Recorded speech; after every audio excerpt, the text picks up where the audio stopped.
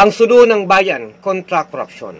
Makasaysayan ang Oktubre 24. Nagtipon-tipon sa Legazpi City ang Albay Movement Against Corruption, Bayan Bicol, Bunyog, Kabataan, mga taong simbahan, profesional, sektor ng transportasyon, kababaihan at mga magbubukid sa Bicol.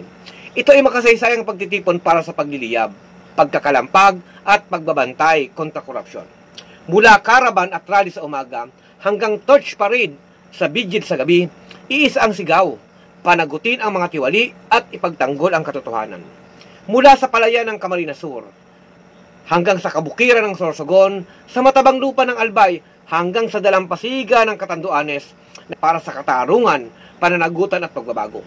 Habang naglalakad ang mga mamamayan, bit-bit ang mga sudo, sa kakalsadahan ng Daraga at Legazpi, sumisiklab ang mensahe na sa gitna ng dilim ng katiwalian, liwanag ng sambayanan ay hindi kailanman mawawala. Simboliko ang pagdadala ng sudo. Ito ay apoy ng paninindigan, ang ilaw ng magigising sa natutulog na damdamin ng mga Bicolano at Pilipino. Ito ang paalala na hindi kailanman dapat napagod sa paghahanap ng hustisya.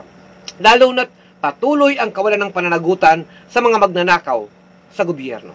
Ang torch parade patungo sa Peñaranda Park ay higit lang sa simpleng marcha. Ito ay panata ng bayan na kahit paulit-ulit tayong nilulubog sa dilim, ay lagit-laging may nagdadala ng liwanag. Dahil sa dulo ng lahat ng ito, ang tunay na tanong, hanggang kailan mananatiling tahimik ang liwanag kung patuloy ang dilim ng katiwalian. Pero mga kababayan ang sagot dyan. Sama-sama tayong kikilos at maninindigan para sa hustisya at katarungan.